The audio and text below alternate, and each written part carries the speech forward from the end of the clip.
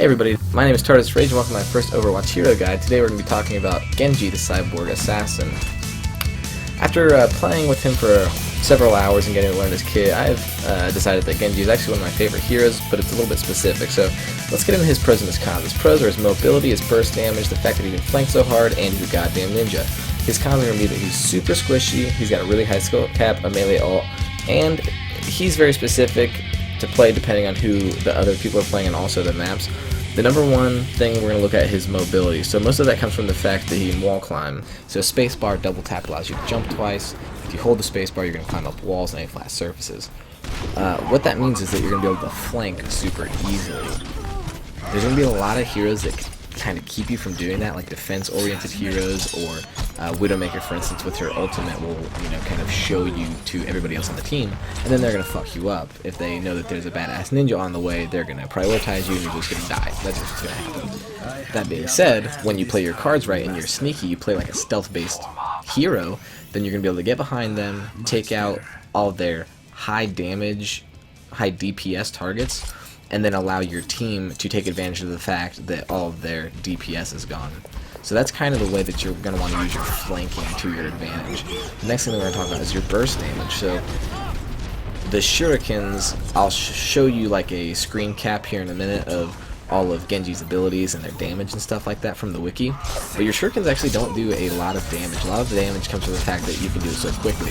So what a lot of times I find myself doing is shurikens, sure, to maybe open up or do some damage to begin with, but then you want to use your shift blade ability, and once you shift you can then also do a quick melee, which I've bound to the F key for quicker attacks. I just find it kind of hard to use whatever key they initially bound it to. The next part is the fact that you're a badass ninja, and I'm not talking like a Chris Farley badass ninja. You're not that level of badass, but you'll get there one day probably with a lot of time and effort. So now that we've talked about a few of his pros, let's talk about his cons. He's squishy. He is a cyborg ninja, so he should be a little bit stronger than 200 HP in my opinion. He's made out of robot parts and he glows. That means that he's strong.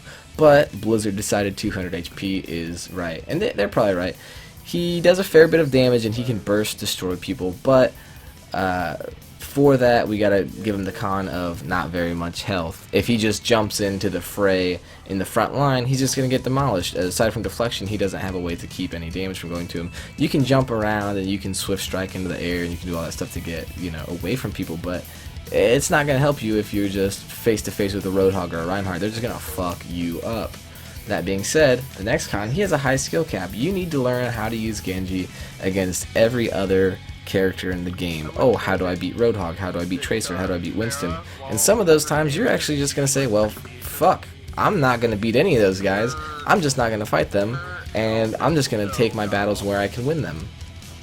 And that's one of the interesting parts about Overwatch is the fact that you can change your character at any time. If they have 6 Winstons on their team, guess what, bud? You're not going to beat 6 Winstons as Genji. You cannot destroy them. You can't deflect their lightning bolts back at them. And they have 500 health, and they're just going to eat you up with their Tesla cannons. So you got to really learn the matchups really well. You have to play them a lot. The next thing would be his melee ultimate. This is an interesting one.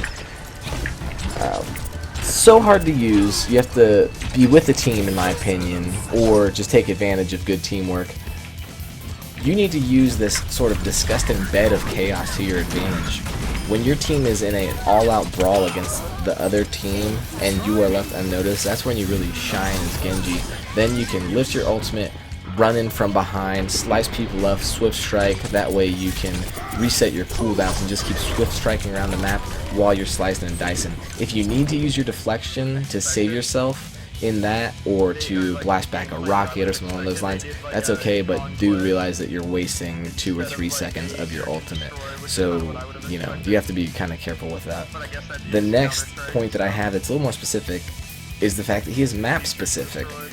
There's a lot of times when I'm playing Genji and he just does not fit into, defending an A point or a B point. He's great at pushing payload in my opinion, and getting behind in a point A, point B, but if you're defending as Genji, a lot of times I don't see it. So I think that side and map specific is another thing you have to kind of consider when you go to pick your character. So last thing I'm going to talk about before I end the video is some good, bad matchups and maybe some people that Genji would work well with. So I'm going to pull up this chart here. So people that I have good against: Bastion, Widowmaker, Hanzo, and Junkrat. Bastion, because if he is just shooting it with a turret, you just hold E and suddenly he's dead. If you're a good Genji, you'll just be able to get behind him when he's in turret mode. With Widowmaker, she is just going to be sniped and zoomed in, so unless she is using her ultimate, you're just going to be able to get behind her as well and mess her up. Hanzo, he's an interesting one. So with your deflection, you are actually able to deflect Hanzo's ultimate, so he just gets messed up. And Junkrat, I think, is a great one against Genji because you can deflect all of his explosions and send them right back at the enemy, not only hurting Junkrat, but any of his teammates because it does AoE damage as well.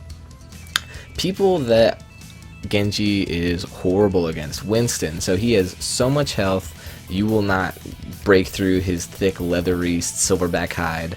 His Tesla cannon does enough damage to kill you in like 5 seconds, and you cannot deflect his Tesla cannon. So unless he is on low health, don't even worry about Winston. I would just leave him alone. Mei, you can't deflect her. Symmetra, you can't deflect her. Mei will just freeze you in your tracks and then destroy you. You don't have enough health to be going up against Mei. Symmetra, you probably can 1v1 a Symmetra, but don't chase her because she's just going to lead you into a turret trap. And then my personal least favorite to go up against: Roadhog. He hooks you and he shoots you one time with your shotgun, and you are just a goner. You're a bloody mess of Robo Ninja cyborg parts laying on the ground. It's a terrible time. I'm going to show you a clip of why Genji is good with Reinhardt, but reasons I think he's good with Zarya is because anybody who can give Genji a little bit of a shield, a little bit more of a health barrier to kind of get in there and mess stuff up is really great. And I also think Genji is great with Pharah because Pharah is kind of like this ridiculous distraction that just hangs out up in the sky and takes all of the attention off of you. Then you can go in and do ninja flips, ninja gaiden, pull out your katanas and destroy everybody. So I'm going to show you a clip of why Reinhardt is really good with Genji. As you can see, Reinhardt's ult is super good because it just allows you to whip out your sword and just kind of go to town, smash on your face on the keyboard, and kill everybody that's laying down. So all in all, I would say Genji is a fantastic character, really hard to play, kind of squishy, but also the most badass character. And I recommend everybody gives him a shot. Just you know, if you play him for long enough, you'll get really good with them. And if you don't get really good with him, well, at least you'll be a cyborg ninja. Thanks everybody for watching the first installment of this series, and we'll be back next time with Mccree.